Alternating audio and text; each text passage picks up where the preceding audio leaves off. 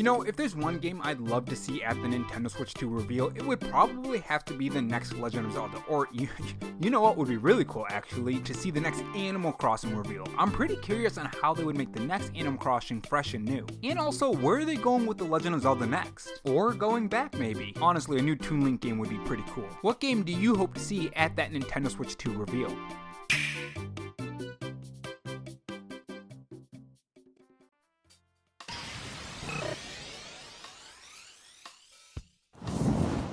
Hey guys, it's Rob here, and welcome back to the RoboChan Show, where we take the gaming news format that channels like Spawnwood or Arlo do, add a dash of animation and some cool editing on top to bring you your gaming news, leaks, and rumors in a fresh new way. If you're new here and want to be kept up on everything gaming, make sure you subscribe to the channel and leave a like if you enjoy the video and dislike if not, and have that notification bell on so you know when I upload.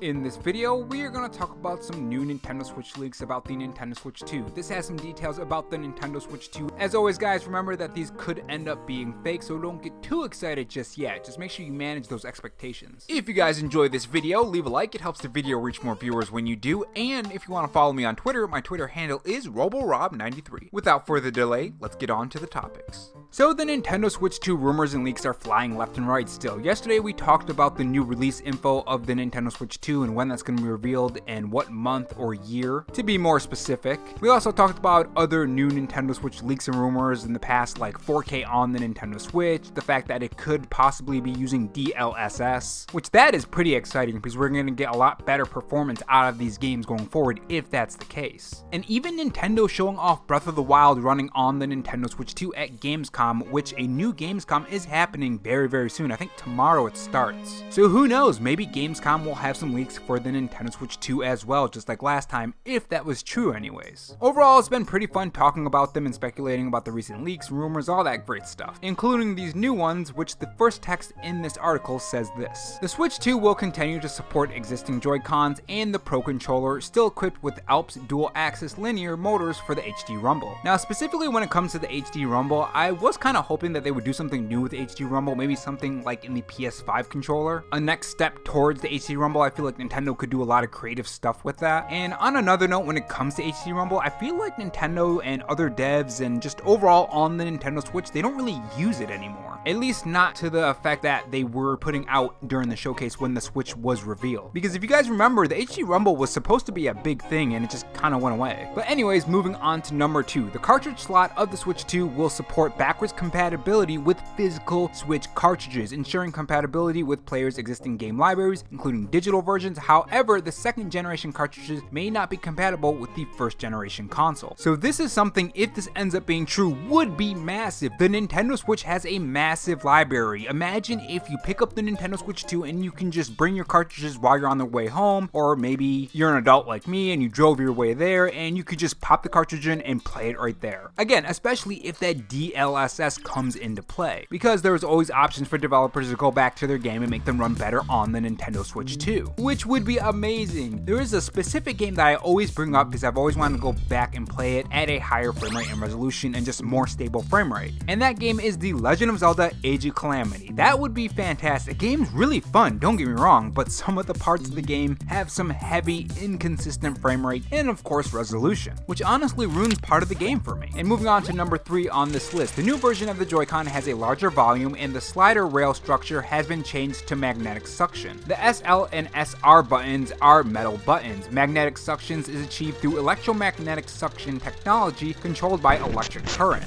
It's worth noting that in addition to the L, ZL, R, and ZR buttons on the sides of the Joy-Con controller, a third button has been added on both sides of the left and right sides. The bottom of the Switch will feature a USB-C port for docking, and a new generation dock will undergo minor changes in appearance while enhancing performance, supporting 4K resolution. Now again, assuming this is true, the important thing here is supporting 4K resolution. That doesn't mean the games are going to be 4K themselves. Of course, that's always a possibility, and there are rumors suggesting that not just like the magnetic suction Joy-Cons. That was something that was also leaked out a while ago. It was about maybe, what, 3 to 4 months ago? But yeah, just keep in mind that supporting 4K doesn't mean that the games are going to be in 4K. Again, it is a possibility, but just manage those expectations, like I said in the beginning of this video. But moving on to the next one. The new dock will feature a damping bracket on the back, allowing for a greater range of adjustable angles. And again, this is something that was also put out as well. If I remember correctly, this was actually part of a patent, I think. And the next one says the screen will be upgraded to an 8-inch display supporting 1080p resolution. Now, this is exactly what I wanted. I wanted at least 1080p.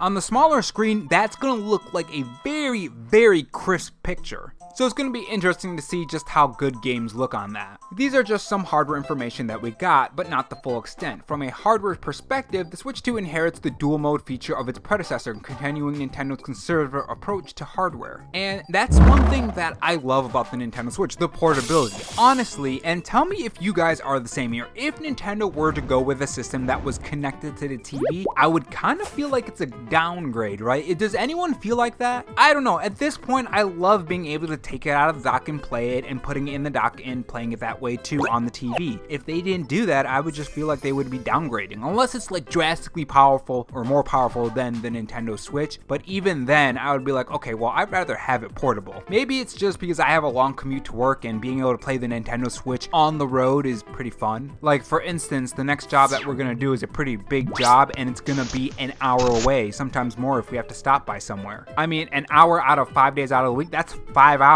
If I'm not working on a video on the way to work anyways. Which sometimes it does involve playing the game so I can do a review, which I really do want to start doing. But anyways, moving on with the article. We have every reason to believe that Nintendo will bring more innovative gameplay to the Switch 2, as seen with the advancements in the controller design, or the controller design. For example, what functions will the third button on the side of the controller serve? What special feature will be the additional button below the home button offer? There is much room for imagination, and while we don't know, there are certainly new features and gameplay innovations to anticipate. Now, specifically the button under the home button, I have a feeling that that might just be something with maybe sharing your gameplay or something, or maybe saving a screenshot or something like that. As for the side button, I don't know what that could be actually. Moped is actively developing next generation console peripherals, aiming to provide customer with a better product experience as soon as possible while continuing the support to product upgrade services. Now keep in mind, this is someone who's making stuff for the Nintendo Switch 2, so they do have some sort of idea on what exactly is going on with the Nintendo Switch 2. Whether you believe them or not is up for you to believe or not. To be honest, myself, I just don't believe them. That's kind of how I take everything. I just don't believe it, and then when it doesn't happen, it's not as disappointing. I'm not saying I don't get disappointed, but you guys know what I mean. Take it with a grain of salt is what I'm saying. But I think the one thing that sticks out here the most, I would say, is probably, well, two actually. The 4K, that sticks out, and also, personally, what sticks out to me, other than the 4K, is the backwards compatible game cartridge slot. Because imagine if Nintendo didn't do backwards compatibility with the Nintendo Switch 2. I mean,